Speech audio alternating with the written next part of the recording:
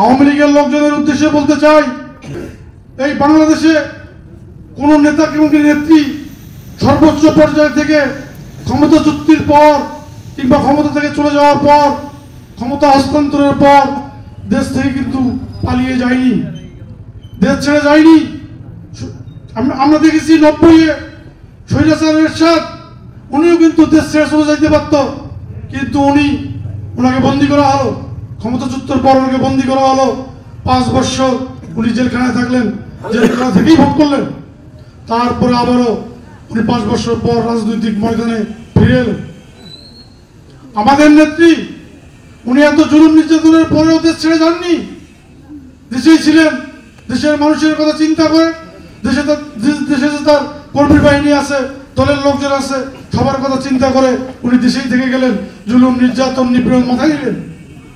যে দলের নেত্রী এই লক্ষ কোটি নেতা কর্মীকে বিপদের মধ্যে ফেলে নিজের জীবনের কথা চিন্তা করে, নিজের জেল জুলুমের ভয়ের কথা চিন্তা করে দেশ থেকে চলে যায়, সেই দলের নেতা কর্মীদের উদ্দেশ্যে বলতে চাই, আপনাদের নতুন করে ভাবা উচিত যে আপনারা ওই দলের কর্মী হিসেবে থাকবেন কি না। ভাবার বিষয় আছে।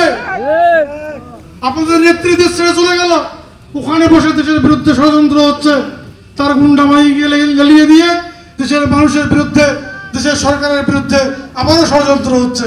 কিন্তু বাংলাদেশ জাতীয়তাবাদী দলের নেতা কর্মীরা রাস্তায় আছে, মাঠে আছে, রাজপথে আছে। তারা থাকাকালীন অবস্থায় কোনো ষড়যন্ত্রকারী, কোনো স্বৈরাচারী, কোনো ফ্যাসিস্ট এই বাংলার মাটিতে কোনো প্রকারের ষড়যন্ত্র করে বাংলার মানুষকে আর বোকা বানাইতে পারবে না। তাই না কথাটা? আমরা বাংলার জন্য, বাংলার মানুষের জন্য, বাংলার মাটির জন্য বুক চিতিয়ে যেমন দাঁড়িয়েছিলাম, বন্দুকের নলের মুখে যেমন দাঁড়িয়েছিলাম, সামনেও আমরা সেই অবস্থানেই থাকবো। কিন্তু মানুষকে ভালোবেসে, যেহেতু বিএনপি একটা নির্বাচনমুখী দল, নির্বাচনে তারা আসবে, নির্বাচনের মধ্য দিয়ে বিএনপি মনে করে নির্বাচনের মধ্য দিয়েই বাংলার মসনদের পরিবর্তন ঘটবে। অতএব মানুষের ভোট আমাদেরকে নিতে গেলে বিএনপি নেতা কর্মীদেরকে মানুষের সঙ্গে মিশে যেতে হবে। কেউ কলার ঝোঁকাবেন, আমি বিএনপির সভাপতি, আমি বিএনপির সেক্রেটারি, বিএনপিতে থাকতে পারবেন না, বিএনপিতে তাদের জায়গা হবে না। মানুষের মতো থাকতে হবে, নেতা কর্মীদেরকে মূল্যায়ন করতে হবে, নেতা কর্মীদেরকে ভালোবাসতে হবে, যারা দলের জন্য কাজ করবে। আসলে নেতা তৈরি হয় কিভাবে? নেতা তৈরি হয় কর্মীদেরকে দিয়ে। কর্মী না থাকলে কিসের নেতা? কর্মী না থাকলে নেতার কোনো দাম নাই, নেতার প্রয়োজনও নেই। কর্মীদেরকে দিয়েই নেতা তৈরি হবে। অতএব কর্মীদের মূল্যায়ন, আমরা যদি রাষ্ট্র ক্ষমতায় আসি তাহলে আমরা যেমন সাধারণ মানুষের মূল্যায়ন করব, সেরকম আমাদের কর্মীদেরও মূল্যায়ন করব।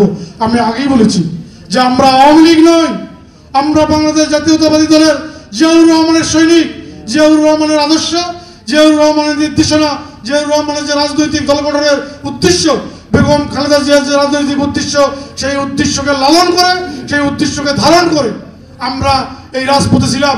আমরা বাংলাদেশের মানুষের জন্য কথা বলেছি, বাংলা মানুষের জন্য ভবিষ্যতেও কাজ করতে চাই।